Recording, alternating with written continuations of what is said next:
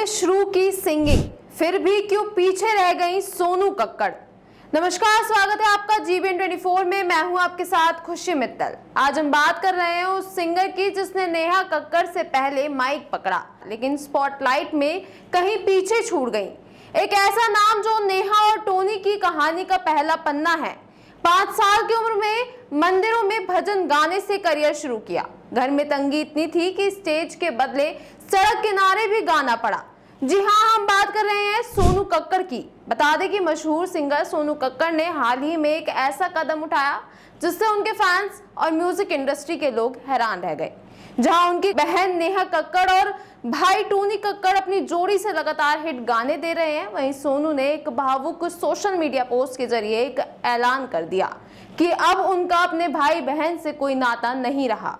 सोनू ने एक्स पर एक पोस्ट साझा किया था जिसमें उन्होंने गहरे दिल के जख्म का जिक्र करते हुए लिखा कि ये फैसला उन्होंने गहन मानसिक और इमोशनल डैमेज के बाद लिया है। हालांकि उन्होंने विवाद की असली वजह नहीं बताई, लेकिन उनके शब्दों से ये साफ जाहिर हो रहा था कि कुछ बड़ा और गंभीर हुआ है। वैसे तो सोनू, नेहा और टोनी कक्कड़ का रिश्ता हमेशा से म्यूजिक लवर्स के लिए प्रेरणा रहा है। एक साथ मंच साझा करते हुए इन तीनों ने कई कार्यक्रमों और भजनों से लेकर बॉलीवुड तक में अपनी अलग छाप छोड़ी थी। बाबूजी जरा धीरे चलो जैसे हिट गानों में तीनों का तालमेल दर्शकों को खूब भाया था। पोस्ट के वायरल होते ही सोशल मीडिया पर चर्चाओं का दौर शुरू हो गया है। फैंस इस झटके से उभर नहीं पा रहे हैं और जानना चाहते हैं कि आखिर किस वजह से तीनों भाई बहनों के बीच इतना बड़ा फासला आ गया है। चौंकाने वाली बात यह है कि पोस्ट के कुछ देर बाद ही सोनू ने उसे डिलीट कर दिया, लेकिन इस पोस्ट ने लोगों के मन में कई सवाल खड़े कर दिए हैं। हालांकि अब भी सोनू अपने दोनों भाई बहन को इंस्टाग्राम पर फॉलो कर रही हैं, जिससे कुछ लोगों को उम्मीद है कि ये महज एक इमोशनल पल रहा होगा और शायद जल्द ही सब कुछ ठीक हो जाए। बता दें, सोनू कक्कड़ की लाइफ जर्नी 5 साल की उम्र से शुरू हो गई थी। उन्होंने सिर्फ 5 साल की उम्र में भजन मंडलियों में गाना शुरू किया था। वहीं परिवार इतना गरीब था कि मंदिरों में भजन गाकर पेट भरता था। मगर वहीं सोनू, जिनकी आवाज से नेहा और टोनी कक्कड़ ने गाना सीखा, आज खुद उनकी लाइमलाइट से दूर है।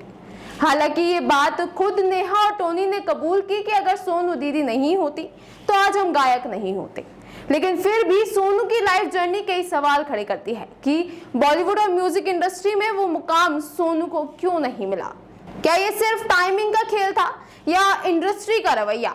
उनकी आवाज इतनी दमदार है, लेकिन शायद उन्हें वो प्रमोशन, वो प्लेटफॉर्म नहीं मिला जो बाकी दोनों भाई बहन को मिला। आज भी सोनू इंडी म्यूजिक और लाइव कॉन्सर्ट में एक्टिव है, पर कहीं ना कहीं एक सवाल सबके मन में है, जिसने दूसरों को चमकाया, क्या वो खुद अंधेरे में रह गई?